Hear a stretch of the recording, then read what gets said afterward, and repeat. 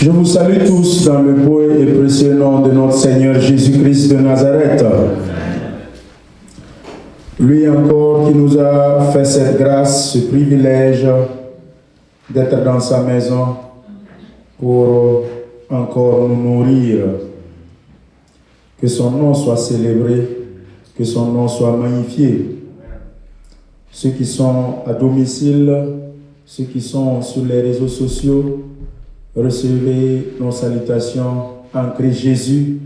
Recevez nos salutations dans le nom de Jésus-Christ. Soyez bénis, soyez fortifiés. Amen. Je suis content d'être dans la maison de Dieu. Je suis content de te voir ce matin. C'est bien vrai qu'ils n'ont pas encore... c'est pas encore ouvert officiellement. D'accord. Alors, ceux qui sont à la maison, on a dit que ce n'est pas encore ouvert officiellement. Donc, peut-être dimanche prochain. On va suivre ça au cours de la semaine. Donc, nous prions qu'en cours de cette semaine, comme ils l'ont promis de passer à la phase 2, afin que dimanche prochain, si Christ tarde à venir, que nous puissions nous voir. N'oublions pas, quand ils vont ouvrir notre premier culte, c'est un culte d'action de grâce. N'oubliez pas ça.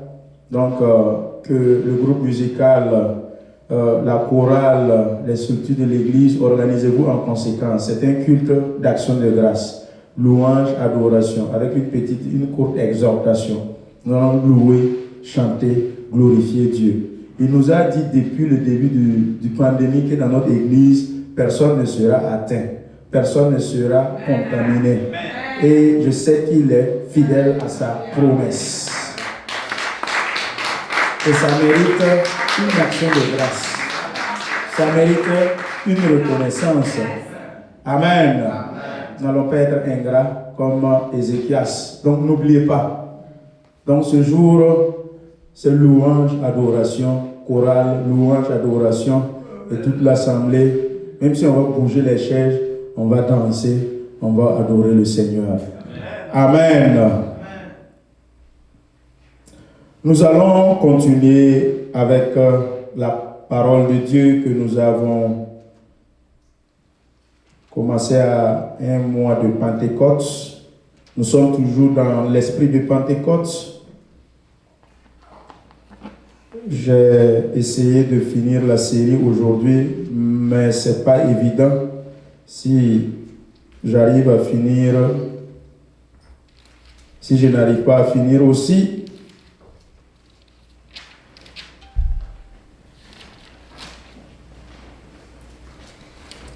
on peut le finir vendredi nuit. Nous sommes dans le livre de Actes. C'est toujours le verset de base que nous connaissons tous. Les autres versets bibliques vont découler et décollent toujours de ce verset de base. Actes chapitre 1, verset 8. Je lis la parole de Dieu. Mais vous recevrez une puissance, le Saint-Esprit survenant sur vous, et vous serez mes témoins à Jérusalem, dans toute la Judée, dans la Samarie et jusqu'aux extrémités de la terre. Amen. Tendre Père, merci. Merci pour ta présence au milieu de nous. Merci pour ta grâce. Merci pour ton esprit que tu nous donnes. Je te prie de te revêtir de ma personne, de me remplir de ta présence. Sanctifie-moi et remplis-moi de ta parole. Que ma personne disparaisse et que ton Esprit Saint croisse en moi en ce moment. Au nom de Jésus-Christ, j'ai prié. Amen. Amen. Amen. Gloire à Dieu. Amen. Gloire à Dieu. Amen. Alors, je vais introduire le message d'aujourd'hui avec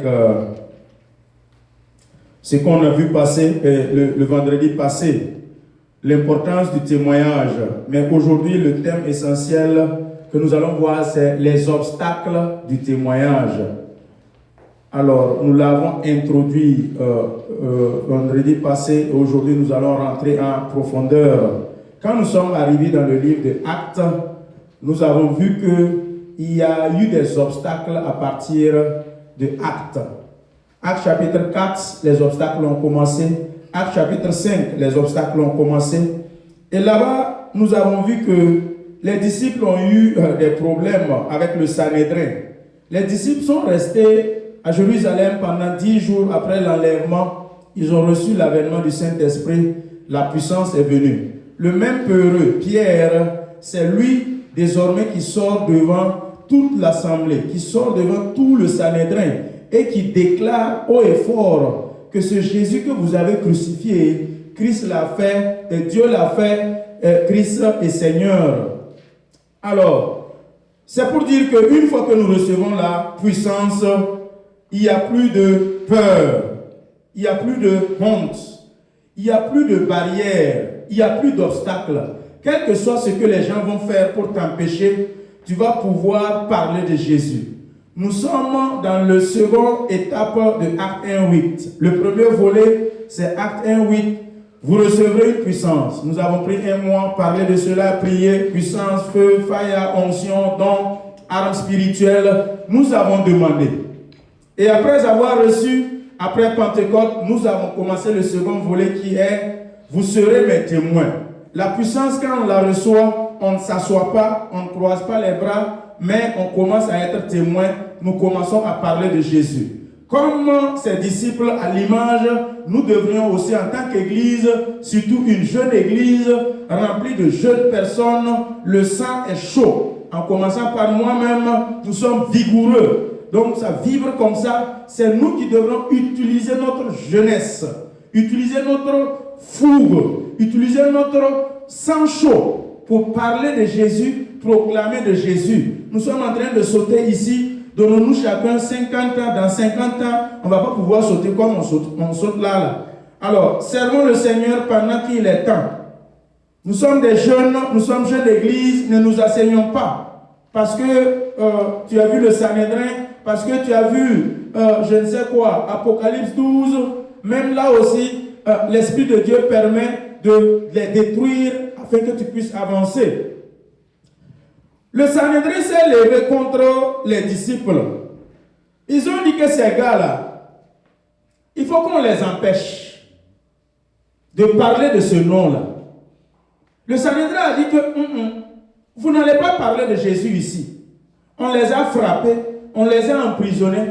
Dès qu'on les a relâchés, quand ils sont sortis nets, ils ont commencé encore à parler de Jésus. Quand la puissance est en toi, Jérémie a dit qu'on ne peut pas. Jérémie a dit que c'est dans le ventre, ça brûle, c'est comme du feu. Donc s'il ne parle pas là, il ne peut pas rester tranquille. Quand le Saint-Esprit te saisit réellement et il met la parole en toi, à 11 ans, Jérémie a reçu la parole, il a reçu la puissance.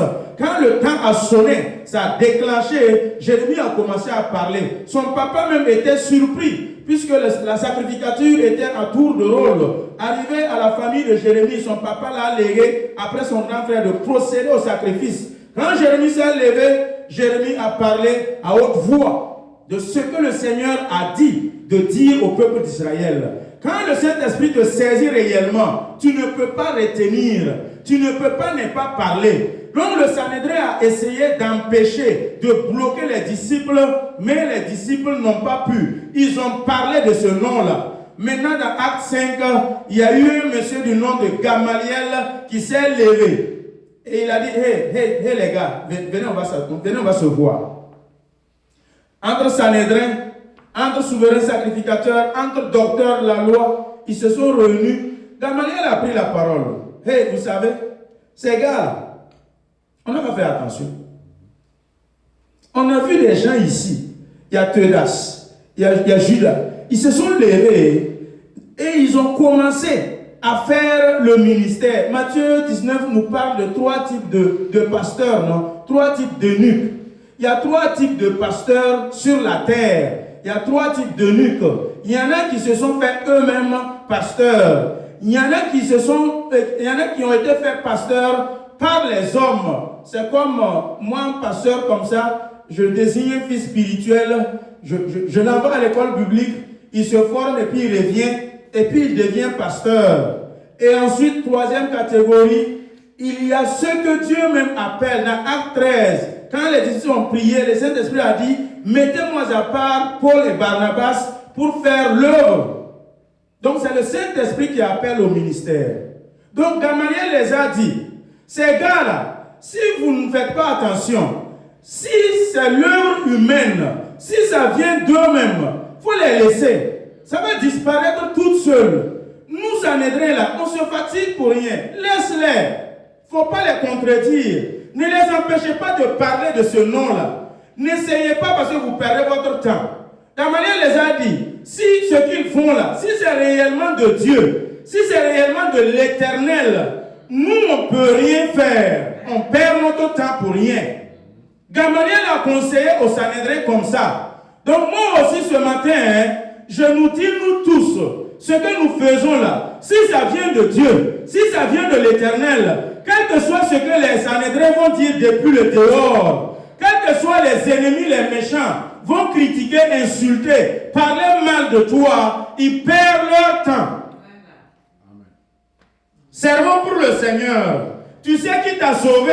Tu sais qui tu suis quand tu viens à l'église. Tu ne viens pas à l'église à cause de mes narines. Non, tu ne viens pas à l'église à cause de mes yeux. Tu ne viens pas à l'église pour voir parce que j'ai mis veste. Non, tu viens à l'église pour rencontrer ton Dieu. Si tu as compris cela, tu ne vas pas dire non, je ne vais pas évangéliser. Non, c'est pour le pasteur. Le pasteur nous dit de sortir d'évangéliser. Ce n'est pas pour moi. C'est pour Dieu que tu évangélises.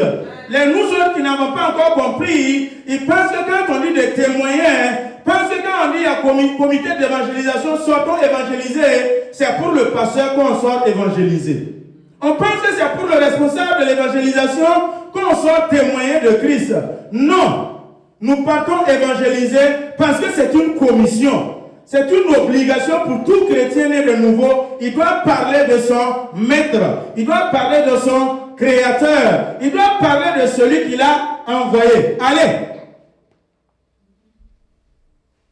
Alléluia.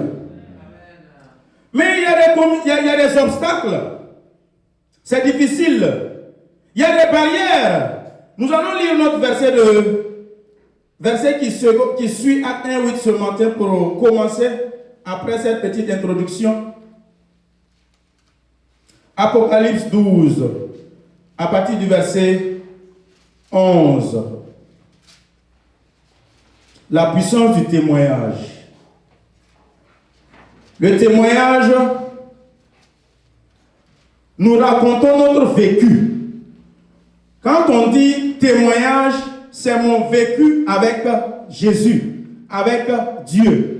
C'est mon expérience que j'ai eue avec Jésus en tant que chrétien, mon vécu de tous les jours. Mais maintenant, témoin, je parle de Jésus. En tant que témoin, je dois parler du maître.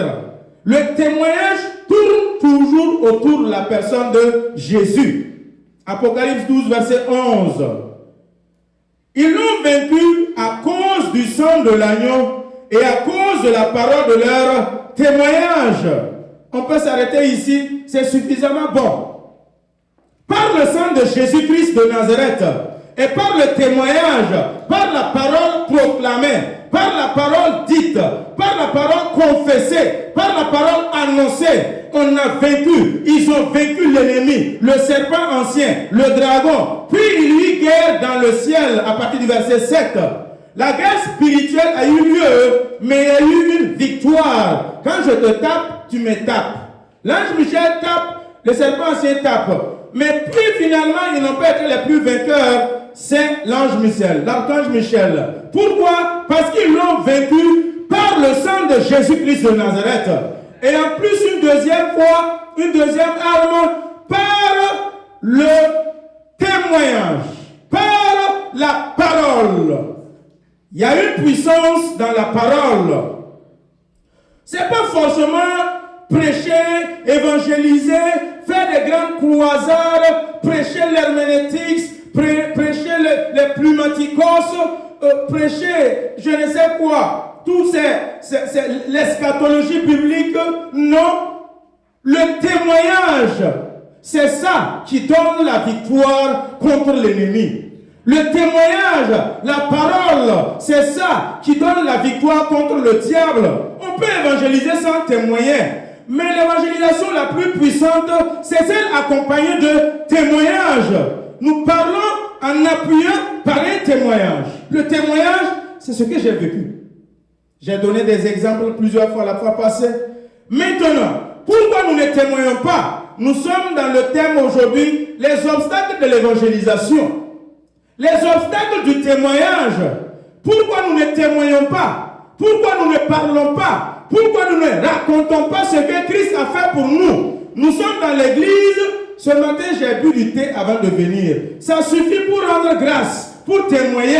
Ce matin, peut-être tu as pris croissant, tu as pris Nescafé avant de venir. Ce matin, tu t'es réveillé sur tes deux pieds et tu te portes en bonne santé. Tu respires, tu vis. Ça suffit déjà pour témoigner. Ça suffit déjà pour rendre grâce. Pourquoi nous ne rendons pas grâce en tant que chrétiens? L'ennemi subtilement nous a eu en tant que chrétiens. Restez dans vos églises, louez. Restez dans vos maisons, priez. Je ne vous dérange pas. Mais je vous lis, je vous attache la bouche. Ne prêchez pas, ne témoignez pas de Jésus. Ne parlez pas de Jésus. Acte 23, verset 2. Est-ce que vous pouvez projeter ça, s'il vous plaît? Acte 23, verset 2. Là-bas, on a tapé sur la bouche de quelqu'un. Parlez de Jésus. Parlez de Jésus. Il y a un responsable, un souverain sacrificateur qui a dit, il faut taper sur sa bouche là. C'est dans la parole de Dieu. Les obstacles, les barrières. Vous avez pu? Le souverain sacrificateur Ananias ordonna à ceux qui étaient près de lui de le frapper sur la bouche. Il parle trop, il faut taper sur sa bouche. Peuple de Dieu, parler de Jésus, on ne nous aime pas. Pourquoi? Parce que nous sommes des enfants de Jésus, de Dieu. Quand tu parles de Jésus, on te déteste. Quand tu es témoin réel de Jésus, on te déteste. C'est ce que je vous ai dit. Le verset 17 de l'Apocalypse 12 a dit, l'ennemi furieux est reparti combattre contre tous ceux qui gardent le commandement de Jésus, de Dieu, et aussi qui auraient gardé le témoignage de Jésus en eux. C'est en nous que le dragon, Apocalypse 12, est reparti après son échec contre l'archange Michel. C'est en nous qu'il est reparti combattre. Mais comme Dieu agit toujours en passant par un être humain ou par un animal, le diable aussi agit toujours en passant par un être humain ou par un animal. C'est pour cela que le diable a subtilement pris contrôle sur le Sanhédrin, afin que le Sanhédrin s'érige en barrière contre les disciples. Peut-être tu es assis ce matin, tu es un Sanhédrin. Peut-être tu es assis ce matin, tu es un pharisien. Peut-être tu es assis ce matin, tu es ce responsable Ananias qui a ordonné de frapper sur la bouche. Vous voyez ce que nous faisons ici. C'est pour l'avancement de l'œuvre de Dieu. Le témoignage consiste à faire quoi? C'est participer à amener les brebis dans la bergerie. Le témoignage consiste à faire quoi? C'est de parler de Christ, de peupler le monde des ténèbres, de peupler le monde de Satan, remplir le royaume de Dieu. Mais il y a des barrières, il y a des obstacles. Taper sur sa bouche. Il a fait quoi? Il y a une fois j'ai prêché ici, un vendredi, j'ai conduit la prière. C'était le premier jour de Acte 1:8. Quand je suis rentré, attaque. Sont venus deux. L'autre a appuyé ma bouche. Et c'est toi qui parles là. Tu ne vas pas parler ici. On a appuyé ma bouche. Appuyé, bouché mes narines. Et entre quand la parole de Dieu dit, si Dieu t'aime là, tes ennemis même, ils vont se confondre et puis se bagarrer entre eux. Quand les cruches ont été cassées, avec Gédéon, avec ses soldats, et les lampions ont été braqués, les ennemis, les Madianites se sont confrontés, se sont attaqués entre eux-mêmes. Ces deux qui étaient venus m'attaquer ont fait quoi? C'est mon témoignage que je vous donne. Entre eux-mêmes là, il y a un qui dit non, enlève ta main sur sa bouche. Pourquoi tu dis de l'empêcher de ne pas parler? L'autre dit mais on s'était entendu pour venir l'empêcher de parler, non? Et ils ont commencé à se bagarrer, et puis ils m'ont libéré. C'est dans la vision. Le premier vendredi que nous avons commencé, acte 1:8. Ils sont venus pour taper sur ma bouche, pour m'empêcher d'éclairer, de parler de Jésus, de témoigner de Jésus. Et je sais que réellement dans cette église, il y a des personnes qui ne connaissaient pas l'importance de acte 1:8. Ils sont chrétiens depuis 10 à 15 ans. Ils ne savent pas que acte 1:8 a deux volets. Le premier volet, c'est vous recevrez la puissance. Mais une fois que tu reçois la puissance, ce n'est pas pour s'asseoir, ce n'est pas pour dormir. Deuxième volet maintenant, vous serez mes témoins. Vous parlerez de moi. Et je sais qu'il y a là, à partir de cet enseignement, ils vont changer de vie. Ils vont changer leur comportement. Et là, le message serait réellement passé par la puissance du Saint-Esprit. Si tu as écouté tout ce temps que j'ai pris pour enseigner et prêcher, et tu ne parles toujours pas de Jésus, on ne peut pas t'aider. On ne peut pas t'aider. Témoigner. Et je sais qu'il y a beaucoup, cet enseignement va changer beaucoup de personnes dans cette église. Je ne témoigne pas pourquoi. Parce que le Sanhédrin a pris contrôle sur moi, empêchant-les de parler de ce nom-là. Dieu est passé par le frère Bachelon pour me bénir, pour réellement changer ma vie. C'est pas le frère Bachelon que j'ai connu Christ. C'est pas le frère Bachelon que ma vie de foi a grandi, ma consécration a grandi. J'ai réellement connu une ascendance en Christ. Mais mon frère, un jour quand même, il faut te lever. Je bénis le nom de l'Éternel. Je glorifie le nom de l'Éternel pour la vie du frère Bachelon. Parce que Dieu l'a utilisé pour me catapulter, pour me réveiller, pour allumer mes dons qui étaient pratiquement mortes. Je bénis le nom de l'Éternel pour ça. Je témoigne, je parle de ce que le Seigneur a utilisé pour me faire. Dans l'église ici, le Seigneur a utilisé des frères et des sœurs pour les aider à avoir du boulot, pour les aider à avoir des connexions, pour les aider à être différents. Mais ils sont assis tous ici, on dit c'est le moment des actions de grâce, c'est le moment des témoignages, on ne témoigne pas. Vous savez pourquoi? Parce qu'on sous-estime. Nous sous-estimons les petites choses. Avançons. Les obstacles du témoignage. Il ne faut jamais sous-estimer un témoignage. Il ne faut jamais sous-estimer un témoignage. Vous savez, même nous les pasteurs là, nous faisons ces erreurs là. Nous faisons ces erreurs, nous sous-estimons. Par exemple, un exemple. Dans l'église, bon, lui il a des maux de tête. L'autre, lui, il est paralysé, il est assis, il ne peut pas marcher. Nous prions, lui prions. Et quand on finit de prier pour les malades, c'est le moment de témoignage. Celui qui a les maux de tête se lève, il dit, oh, je bénis le nom de l'Éternel, parce que pendant la prière, avant qu'on commence la prière, j'avais des migraines, j'avais des maux de tête.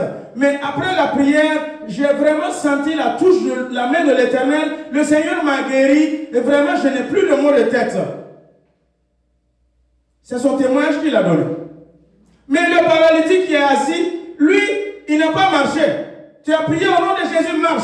Au nom de Jésus, marche. Il ne marche pas. Mais action de grâce, lui, il a donné qui l'a guéri. Lui, là, il n'a pas pu avoir la guérison. Mais toi, pasteur qui est là, qui a prié, tu sous-estimes, puisque tu dis, mot de tête, la petite mot de tête, aspirine même pouvait gérer ça. Compris, paracétamol, ça pouvait, généralement on fait ça. On sous-estime les maux de tête que le Seigneur a guéri sans paracétamol. Nous sous-estimons ce que le Seigneur a fait sans aspirine. Et nous attendons le plus grand qui est quoi? Lève-toi et marche. Alors que si tu ne reconnais pas et ne témoignes pas la petite migraine, tu ne parviendras pas à lève-toi et marche. Si tu ne témoignes pas pour ça, tu ne reconnais pas ce que le Seigneur a fait, tu ne vas pas parvenir là. Et regardez même la la vie de Jésus, dans ses miracles, il a commencé son premier miracle, c'est quoi? Changer l'eau en vin. Il est allé de façon ascendante, de façon fulgurante en montant. C'est vers la fin de son ministère qu'il a commencé à ressusciter les morts. Commençons par les petites choses. Reconnaissons le peu, les ennemis, les obstacles. Pourquoi on ne témoigne pas? Parce qu'on sous-estime. Rentrer dans les toilettes, pisser, faire ses besoins, ressortir, on pense que c'est un acquis. On néglige ça. On dit c'est le moment de témoigner. On néglige ça. C'est un acquis. Le fait que je me suis réveillé, plus important, c'est un acquis. Mais témoigne, parle. Les médecins, ceux qui sont malades, à le moment où tu pars pour pisser, l'urine ne sort pas. On les place des sondes. Nous, comme on pisse chaque fois, on a oublié qu'on doit rendre grâce et témoigner par le fait que nous puissions faire nos besoins sans avoir des problèmes. Nous allons voir quelques principes. Mais avant cela, nous allons lire Matthieu 22, 29. Sachez que l'arme ultime contre Satan, c'est le témoignage. Matthieu 22, 29.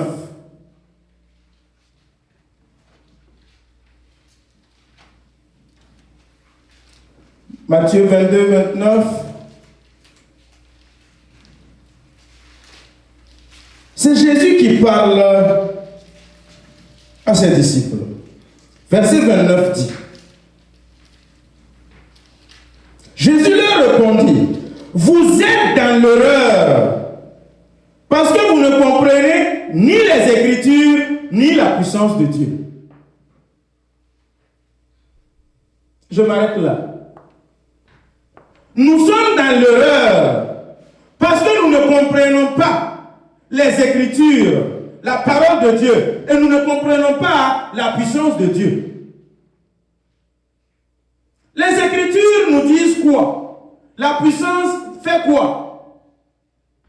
En tant qu'enfant de Dieu, nous devions savoir que quand l'Écriture a été dite, la parole a été dite, nous devrions l'obéir. Et maintenant, la puissance va nous accompagner, et ces deux vont fonctionner. Quand je pars à l'école, je ne sais quoi, automobiliste, les écoles techniques, là où on fabrique les véhicules, je fais les cours, je suis. Ça, c'est les Écritures. Ça, c'est les enseignements. Maintenant, pour que la voiture, après l'avoir fabriquée, marche, il faut maintenant que tu pars à l'école de quoi? De l'énergie, la puissance qui doit faire fonctionner la voiture. Est-ce que vous me suivez là? Vous comprenez? La voiture fabriquée sans énergie ne peut pas marcher. La voiture fabriquée, les Écritures, sans la puissance, ça ne peut pas marcher. Et aussi l'essence, le carburant, sans aussi la voiture, ça ne va pas marcher. C'est pour nous dire quoi? Nous, en tant que chrétiens, Jésus nous dit, nous sommes dans l'erreur, parce que nous ne comprenons pas les Écritures et la puissance. Il faut l'Écriture, la parole, et il faut aussi la puissance. Et les deux ensemble agissent, les deux ensemble fonctionnent. Fire, puissance, fire. Sans l'Écriture, sans la parole, tu ne pourras même pas chasser un serpent.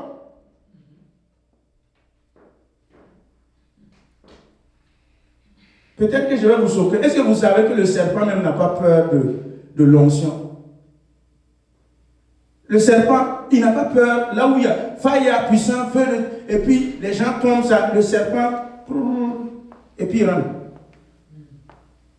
Il faut et la puissance et la parole pour pouvoir chasser le serpent. Lisez la parole de Dieu. Lisez la parole de Dieu. Luc 4, Jésus même, le Fils de Dieu. On dit le diable, le serpent là, il l'a amené dans le désert. Jésus, Fils de Dieu. Il l'a amené sur le temple. Il dit saute. Cette puissance que Jésus a, Fils de Dieu, le serpent a pu s'approcher et puis parler avec lui. Maintenant, Jésus a fait quoi? Il a utilisé sa puissance et sa parole. Il est écrit. Il est écrit. Il est écrit. Par cherchant quoi? Un moment favorable. Nous aussi, en tant qu'enfants de Dieu, la parole de Dieu nous dit, nous sommes dans l'erreur parce que nous ne comprenons pas. Il est écrit et nous ne comprenons pas la puissance. C'est pour cela qu'il dit dans Acte 1:8, vous recevrez ma puissance et de Dieu maintenant, vous serez mes témoins qui est la parole. Nous avons reçu la puissance et nous avons déposé la parole. La plupart du temps, ceux qui sont dans la délivrance, ils ne lisent même plus la parole de Dieu. C'est démon sort, au nom de Jésus, démon sort. Mais quand il s'agit de la parole de Dieu, il ne connaît même pas. Il exerce la puissance, oui, mais la parole, où est? Où elle est? Dans le jardin d'Éden, la présence de Dieu était là, mais le serpent a faufilé et puis il est rentré. Paul était en train d'enseigner la parole, Acte 16. Il y a une femme qui était manipulée par un esprit de python. Et que quand ils étaient en train d'aller à l'église, la femme est derrière et suit. Croyez-les, c'est les hommes de Dieu. Ils prêchent la parole, ils disent l'évangile. Pendant plusieurs jours, la femme animée d'un esprit de python parlait. L'ombre de Paul même guérissait les malades. C'est-à-dire son onction, sa puissance est tellement... C'est forte. Mais cette femme animée d'un esprit de python arrivait à suivre. L'écriture est la puissance. L'écriture est la puissance. En tant que pasteur, en tant que fidèle, nous devrions tous lire la parole de Dieu et être témoins de Jésus à travers les Scriptures. La puissance, la parole. La parole de Dieu nous dit que Jésus-Christ était puissant en parole et en acte. Parole et acte, il était puissant. L'arme pour combattre l'ennemi, je disais tantôt, c'est le témoignage. Le principe du grain de sénévé.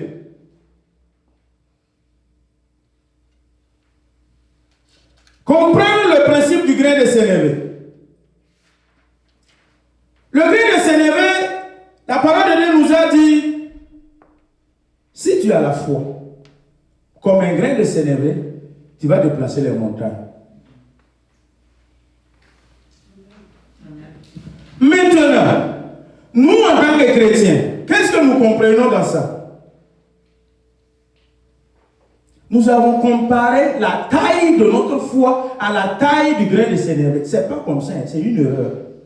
Moi-même, là, j'étais dans l'erreur là-même. Je pense que la parole de Dieu veut me faire comprendre. Si la taille de ma foi est aussi grande, comme le grain de sénévé, c'est là que je vais bouger les montagnes. Ce n'est pas ça. Ce n'est pas la taille du grain. Mais en réalité, c'est ma foi, ma croyance, mon témoignage qui est dans le grain de sénévé. Ce grain de sénévé, c'est quoi?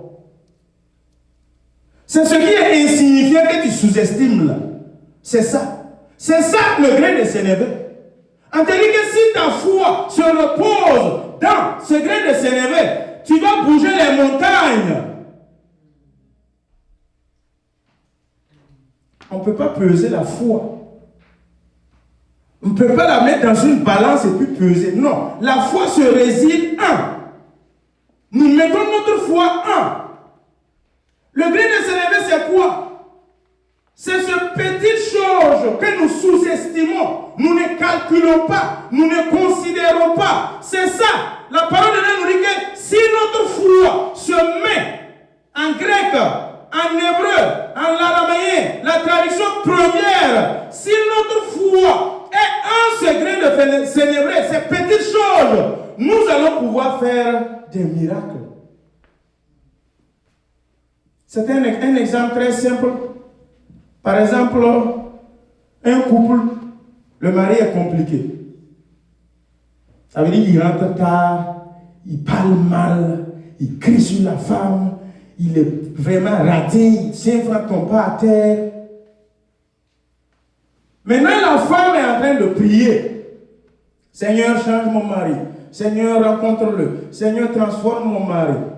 Toute tous ces mauvais caractères et qualités que le mari a là. Il parle mal, il rentre tard, il ne donne même pas 5 francs. Et avec ta prière, il ne rentre plus à 2 heures du matin, il commence à rentrer à 18 heures. C'est ça le gré de s'énerver. Mais il continue de parler mal, continue de ne pas donner l'argent. Mais au moins, dans ces 3 mauvais caractères-là, quand tu as prié, le Seigneur a commencé par toucher le fait qu'il rentre tard.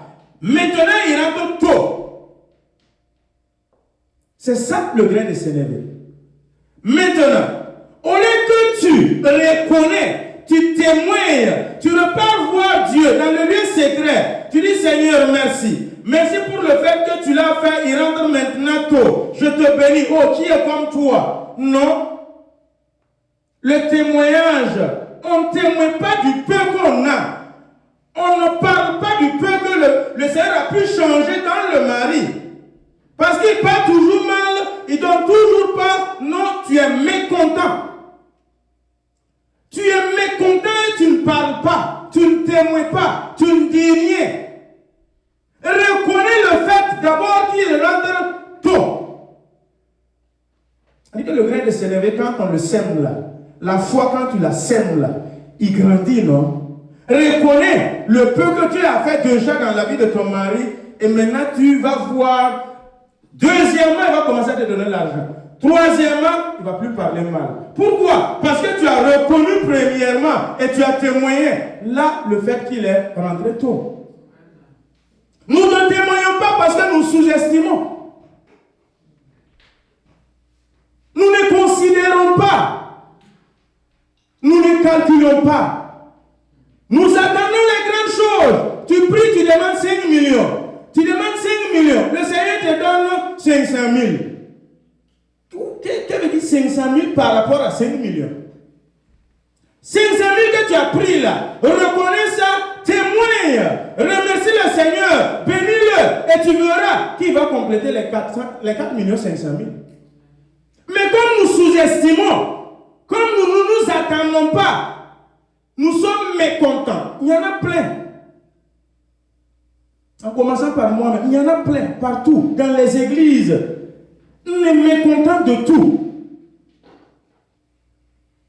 Mécontent de quoi? Mécontent du choral. Non, il n'y a rien de bon même dans l'église. On est mécontent du message. On est mécontent du groupe musical. On est mécontent de la sœur. On est mécontent. On est mécontent. On sous-estime le peu. Peuple de Dieu. Dans le basement, quand on a commencé le ministère, il n'y avait même pas micro pour prêcher. Il n'y avait pas micro pour prêcher. Parlait comme ça à haute voix et puis ça sortait. Il n'y avait pas baffle, il n'y avait rien. On tapait minuit comme ça, il n'y avait même pas tam-tam. Il n'y avait même pas pupitre pour déposer Bible la même prêcher. Si moi comme ça, je ne peux pas témoigner ça, je ne peux pas reconnaître ce grain de s'élever là. Mais qu'est-ce que je vais faire? Qu'est-ce que je vais avoir? Là où on ne va pas grandir. Sachons d'où nous venons pour dire merci au Seigneur. Nous ne témoignons pas parce que nous sous-estimons. On ne sous-estime pas le peu que Dieu a fait. Dieu commence toujours par des petites choses et il va de façon grandissante. Dieu commence toujours par le balbutiement. Quand tu vois un pasteur, au premier moment quand je prêchais, ça balbutie, ça comme ça, quoi. Il commence toujours du balbutiement à la perfection. Mais pourquoi nous ne voulons pas témoigner? Nous ne voulons pas parler. Les obstacles du témoignage. Le grain de s'élever. C'est un principe puissant dans la parole de Dieu. Luc 17, 6.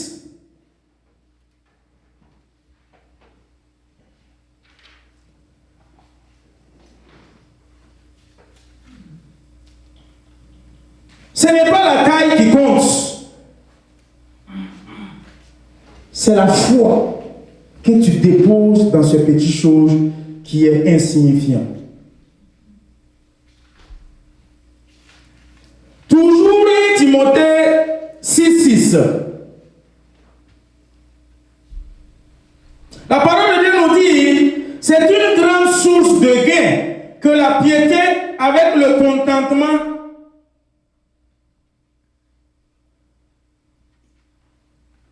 Quand nous n'avons rien apporté dans le monde, et il est évident que nous n'en pouvons rien emporter. 1 Timothée 6,6. Là-bas aussi, si nous connaissons ces choses, ce qui nous bloque, ce qui nous empêche, les barrières qui nous empêchent de témoigner, nous allons avancer. La piété. Une vie pieuse, c'est la piété. Une vie de prière, une vie de consécration, une vie d'engagement pour servir le Seigneur, c'est la piété. Le contentement aussi, c'est de témoigner du peu. N'attends pas que ça soit beaucoup. Non. Témoin du peu. La piété, plus le contentement, c'est ça qui est une source de grande bénédiction. La source de grandes choses, c'est la piété et le contentement. C'est les principes qui sont dans la parole de Dieu. On ne sait pas se contenter. Ce que tu sais faire, c'est d'être mécontent. Le contraire, c'est mécontentement. Mécontentement. Chaque fois, on est mécontent. Alléluia. Si nous connaissons ces choses, il n'y aura pas de barrière qui va nous empêcher de témoigner dans la maison de Dieu. Mécontent. À tout moment. Mécontent. On prie, mais on est mécontent. Seigneur Jésus, fais ça, et puis parle en langue, mais tu es mécontent. Non.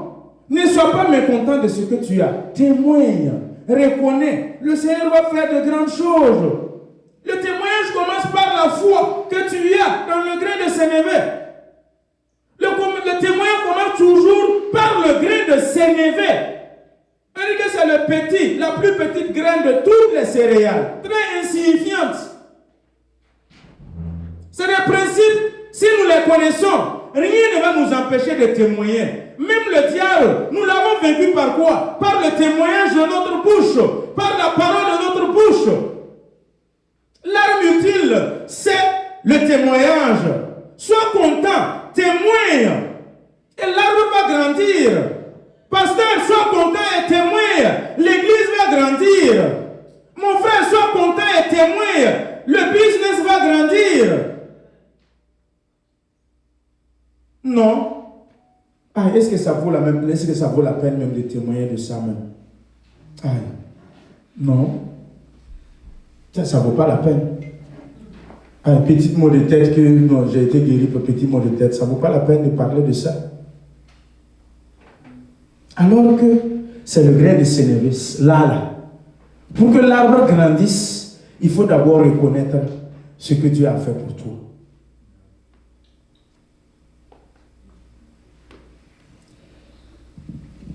Le témoignage.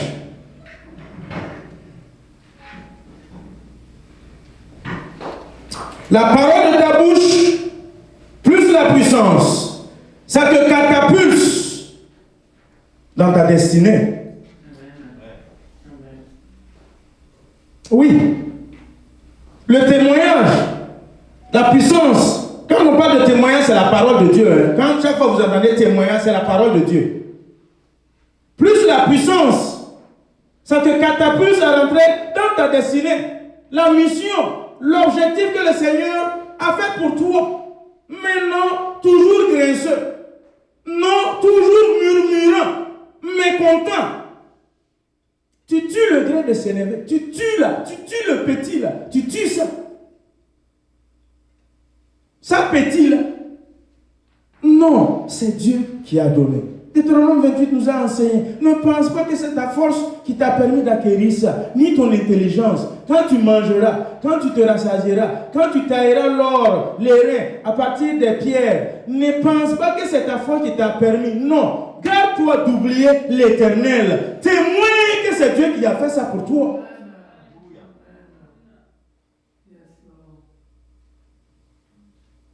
Je ne témoigne pas parce que le Sanhédrin est là.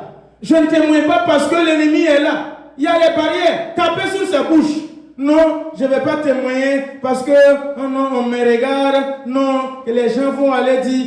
Je vais ouvrir une parenthèse. Vous aussi, chrétiens, les chrétiens là, quand quelqu'un se lève, il donne son témoignage. Vous prenez ça, vous partez transformer, vous partez amplifier, niamer. C'est pas ce que le monsieur a témoigné, ni ce que la dame a témoigné. Mais vous partez renverser tout, mélanger tout. Les anciens chrétiens là, il faut arrêter ça. Le monsieur a témoigné, la femme a témoigné, c'est pour rendre gloire à Dieu. Pourquoi vous partez polémiquer? Pourquoi vous partez ajouter? C'est pas ce qu'il a dit. C'est vous le Sanhédrin. Vous cassez les gens, vous brisez les gens, vous empêchez les gens, vous leur donnez plus de tonus à témoigner.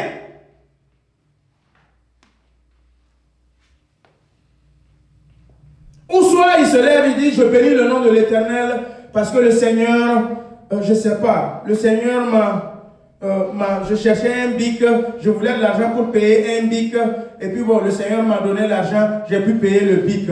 Vraiment, je bénis le nom de l'Éternel pour cela.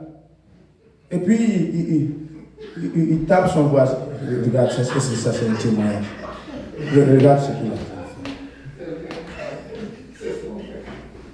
Et c'est ça là aussi. Est-ce que ça là, tu as besoin de te lever, de tenir témoignage dans ça là encore? Non, c'est ce qu'on fait. C'est le grain de s'élever le bic là. S'il témoigne, il va ouvrir une bibliothèque. Il va ouvrir Staple.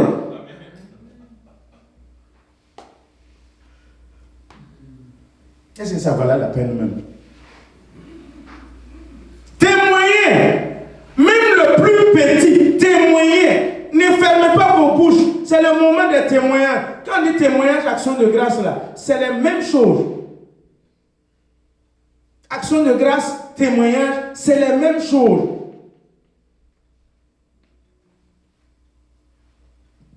Quittons dans le christianisme traditionnel. Quittons dans la religiosité. Et pratiquons ce que la parole de Dieu nous dit de faire. La piété plus le contentement est une grande source de gain. La bénédiction. On ne sait pas se contenter.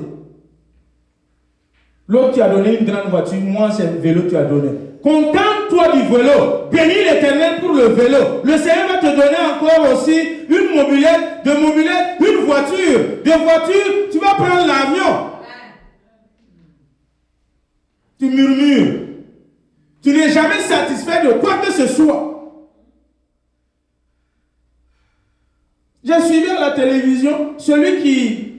Non, pas à la télévision. C'est sur Facebook, non. On a donné des catégories de personnes, non. Un monsieur a couru et puis il est venu en retard pour prendre le bus. Peut-être les gens ont vu ça. Et il commençait à se plaindre, Mais il y a un autre, lui, il était dans quoi? Chaise roulante. Et puis ça va comme ça. Il n'a pas pied. Celui qui a pied se plaignait. Donc il a vu celui qui est dans chaise roulante. Lui, il est venu lui dire, ah, si seulement j'avais des pieds, ça allait beaucoup me plaire. Donc, celui qui a les pieds, puis il a arrêté le bus qui se plaignait là, il a arrêté de se plaindre. Celui qui a la mobilette, lui, il est arrivé à arrêter si seulement j'avais une voiture. Celui qui a la voiture, si seulement je pouvais prendre l'avion. On n'est jamais satisfait. 1 Timothée 6,6. Tout en sachant qu'on n'est pas venu de quelque chose, ni on va emporter. On est venu nu. Il y a des belles zala, on est venu nu.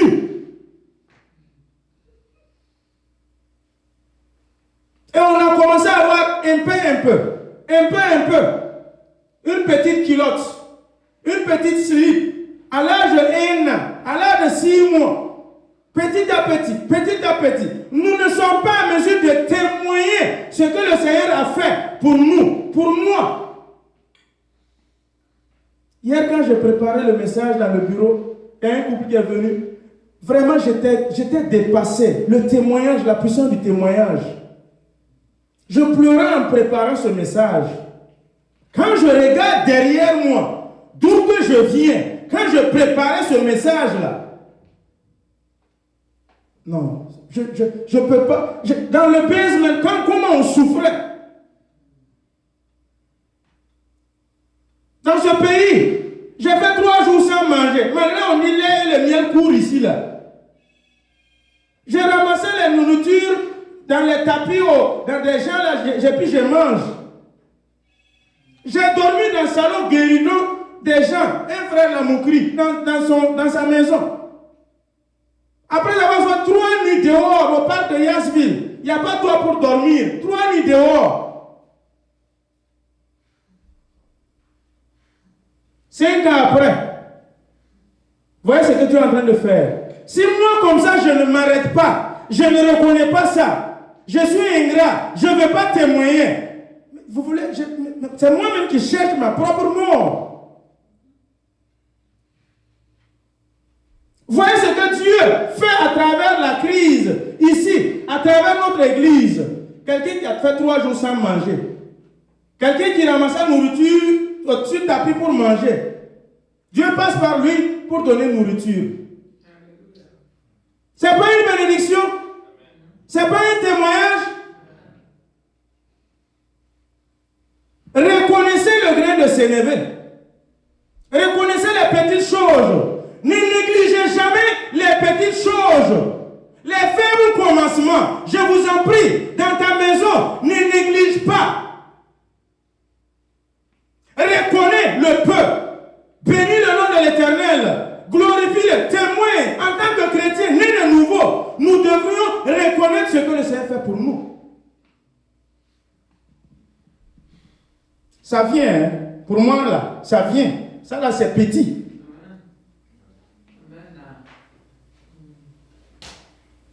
Donc il faut que nous essayions de témoigner. 2 poissons plus 5 pains. Jésus a pris, il a rendu grâce, il a témoigné, il a béni. Maintenant il a multiplié. Faites attention. Le verset nous fait comprendre. Faites attention. Quand ça a resté là, il a dit à ses disciples, faites tout. Faites le tour de toute cette foule-là. Ramassez. Ramassez et que rien ne se perd. Trouvez le verset et puis projetez. Ramassez. Le peu, Dieu va bénir dans ta main. Les 5 pains, les 2 poissons, Dieu va bénir. Mais mon frère, ma soeur, si Dieu te bénit et tu commences à gaspiller, mon frère, Dieu peut retirer ça. Lui-même, Jésus a dit, faites le tout, ramassez. Je ne veux pas que rien ne se perde. Je ne veux pas que ça se gaspille. Dans vos frigos, dans vos maisons, la nourriture se pourrit. Ça sort même des moisissures. Et tu emmagasines, tu es en abondance. Pendant ce temps, des gens, d'où tu viens, souffrent. Des gens, d'où tu viens, ne peuvent pas manger. Hey, mon frère! Tu as oublié d'où tu viens. L'esprit de cupidité. Encore et encore. Encore et encore. Jésus a dit, ramassez. Gérez ce que vous avez. La nourriture, les biens, les richesses. Il faut savoir en prendre soin. C'est Dieu qui vous a donné. Souvenez-vous des autres. C'est ça aussi le grain de s'élever. Quand l'arbre grandit, les oiseaux viennent. L'ombrage profite aux autres. Les fruits profitent à tout le monde. Pourquoi tu gaspilles?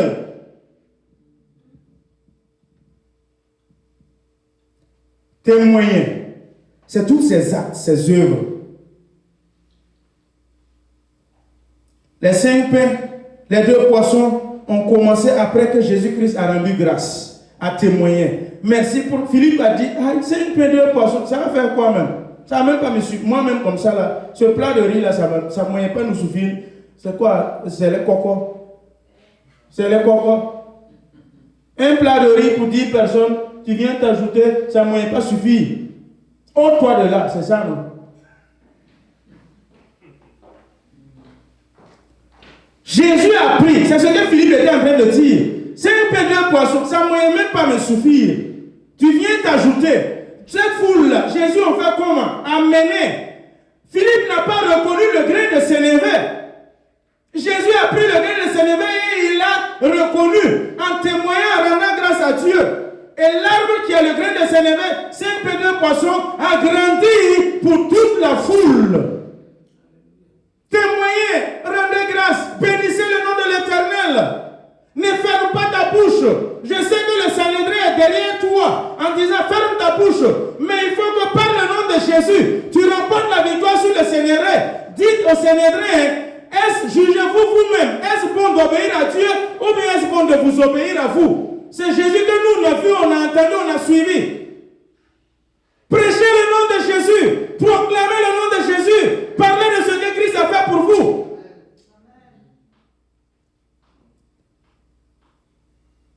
Il y a un chant qui dit merci d'un cœur reconnaissant. Merci, ô Dieu trois fois saint. Merci, car Dieu a donné Jésus-Christ, son Fils. Maintenant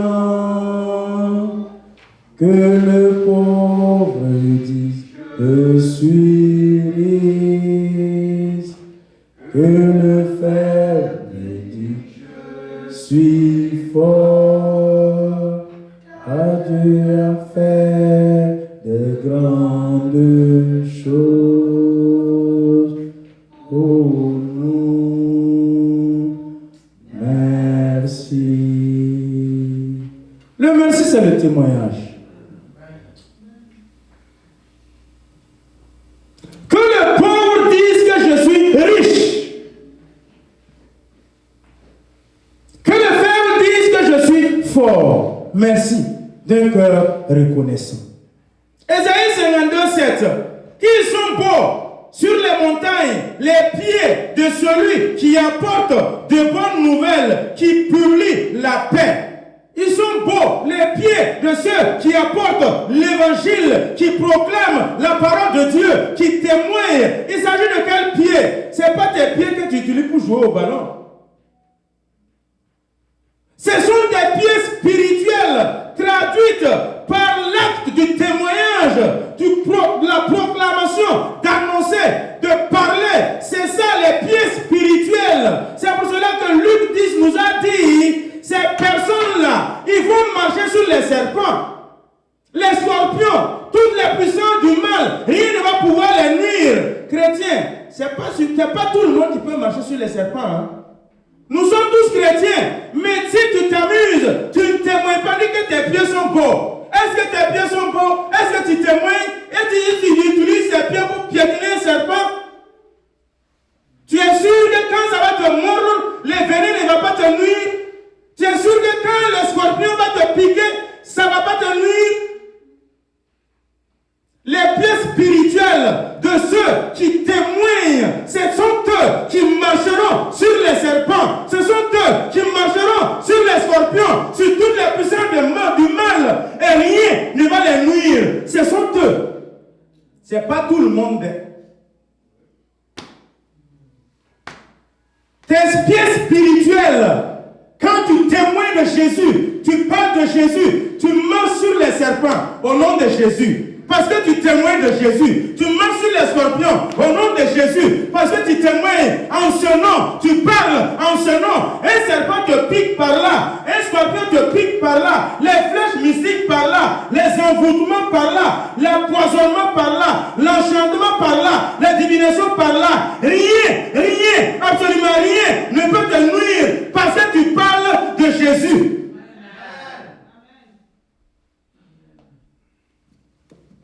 On est vesté, cravaté, bien parfumé. Les dimanches, on remplit les églises, on chante, on loue, on danse, comme on a fait ce matin. Et puis bye bye, dimanche prochain. On chante, on loue, on danse, on écoute la parole. Bye bye, oh, que Dieu te bénisse. Amen. Dimanche prochain. 10 ans, 20 ans, jusqu'à ce que la trompette retentit. Matthieu 5, venez. Tu as fait quoi? Non, c'est nous, Jésus, tu ne nous connais pas. C'est devenu comme ça maintenant, Jésus. C'est nous, on chantait, tu te rappelles, non? C'est nous, on chantait à Jesus Save là, à Silver Spring là. C'est moi qui faisais le MC. Tu te souviens pas? La chorale là, c'est moi qui dirigeais ça. Tu regardes dans la vidéo là, tu n'as pas vu Jésus, toi aussi.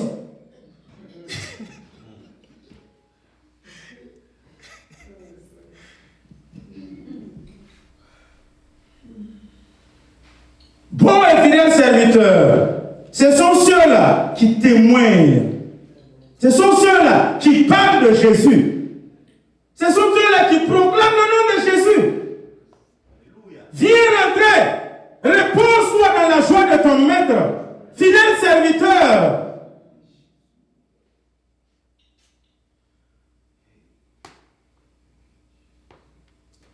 Ne laisse pas le Sanhédrin avoir raison de toi. Ne laisse pas le souverain sacrificateur Ananias taper sur ta bouche et puis les chrétiens qui aiment se fâcher pour une virgule là. Non, si c'est ça, si c'est ça, je ne chante plus. Si c'est ça, je ne joue plus la guitare, voilà. Si c'est ça, je ne joue plus la guitare. Si c'est ça, ça quoi? Si c'est ça, même je ne filme plus. Voilà, je ne filme plus. Si c'est ça, je ne vais même plus venir à l'église. Et puis on est gonflé, on se fâche. Mon frère, tu n'as rien compris. C'est le Sanhédrin. Tu n'as rien compris. C'est l'ennemi. Tu n'as rien compris. C'est le souverain sacrificateur, Ananias, Acte 23, 2, qui a tapé sur ta bouche. Tu n'as rien compris. Apocalypse 17, l'ennemi est reparti faire la guerre à vous autres là, à nous autres là. Ceux qui gardent, obéissent les commandements de Dieu et qui sont témoins de Jésus. C'est à nous autres là que l'ennemi combat. Il tape sur ta bouche et puis toi aussi tu dis non, si c'est ça, d'ailleurs je ne viens même plus à l'église. D'ailleurs si c'est ça, bon, je vais même venir, mais je vais m'asseoir derrière là, je vais croiser mes bras. Je ne parle pas à quelqu'un, regarde à celui qui va me demander quelque chose. Dans vos églises locales, ceux qui sont sur les réseaux sociaux, ici ou au pays ou en Afrique, partout, ceux qui suivent là, ce sont nos comportements ainsi. Le Sanhédrin a dit, empêchons-les de parler de ce nom-là. Donc on t'a eu, le Sanhédrin t'a eu. On a tapé sur ta bouche, ils t'ont eu. Non, si c'est ça, je ne parle plus. Voilà, d'ailleurs, je vais le laisser même. Et puis effectivement, il laisse. L'arme utile et fatale pour vaincre l'ennemi, c'est le témoignage, c'est la parole de Dieu.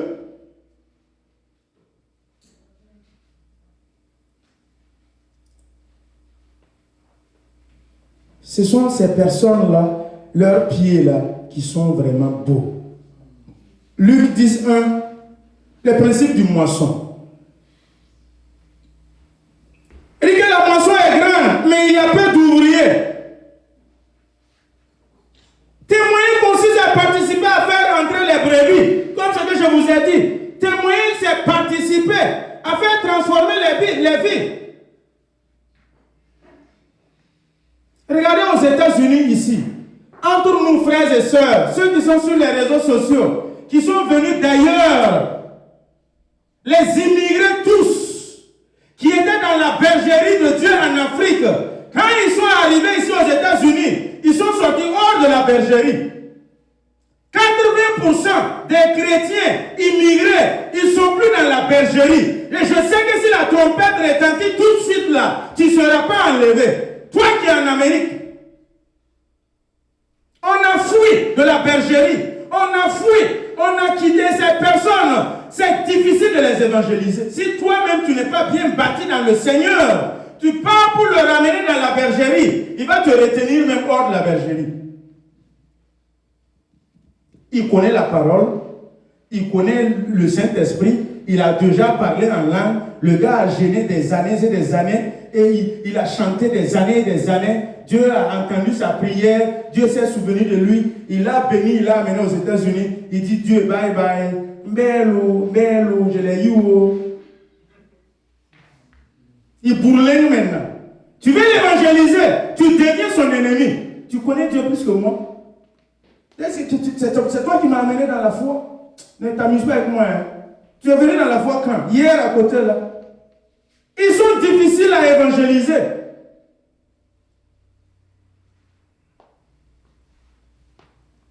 Revenez au Seigneur. Revenez dans la bergerie. En tout cas, je sais que Dieu m'a amené ici. C'est pas pour rien. Non. Il m'a amené ici. C'est pas pour rien. Il m'a donné une mission. Et je connais ma mission. Que tu m'aimes, tu es burkinabé, tu m'aimes, tu ne m'aimes pas, tu es hors de la bergerie. Viens à la bergerie. Tu m'insultes ou tu ne m'insultes pas. Je sais ma mission que Dieu m'a amené ici pour faire. C'est pour les vous autres là. Les anciens chrétiens qui sont tombés, ils sont ici, ils insultent là. C'est pour les vous autres là que Dieu m'a amené ici. C'est pour vous ramener dans la bergerie. C'est pour vous ramener dans l'enclos. Si tu veux pas m'insulter, je m'en fous.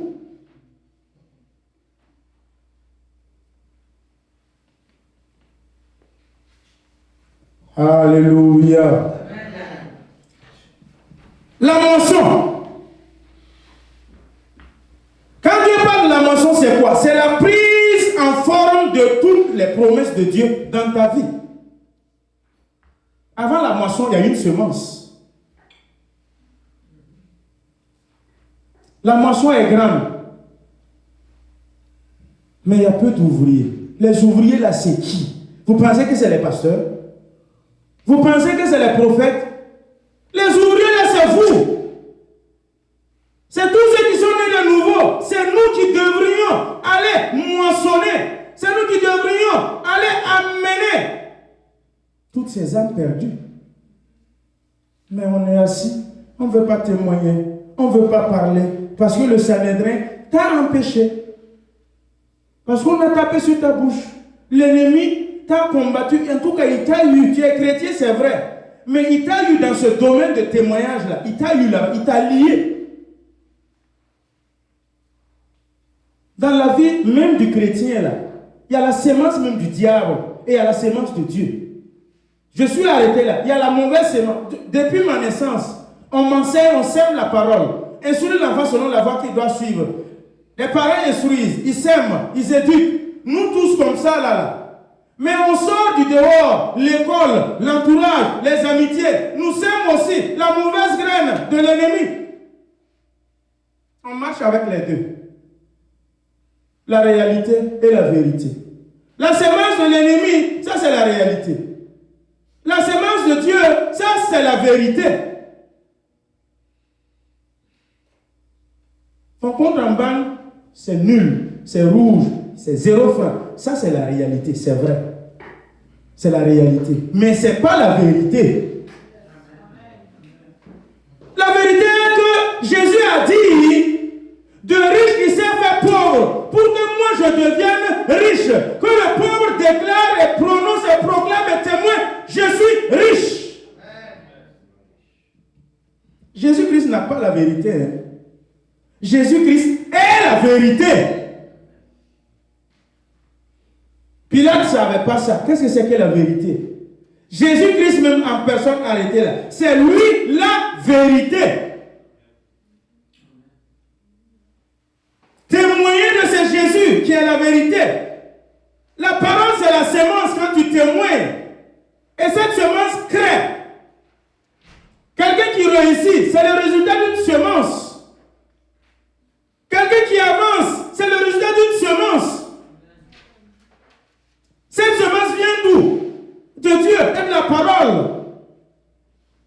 La négligence est aussi le résultat aussi d'une semence. Les caractères, la maladie, la paresse, c'est aussi les résultats d'une semence.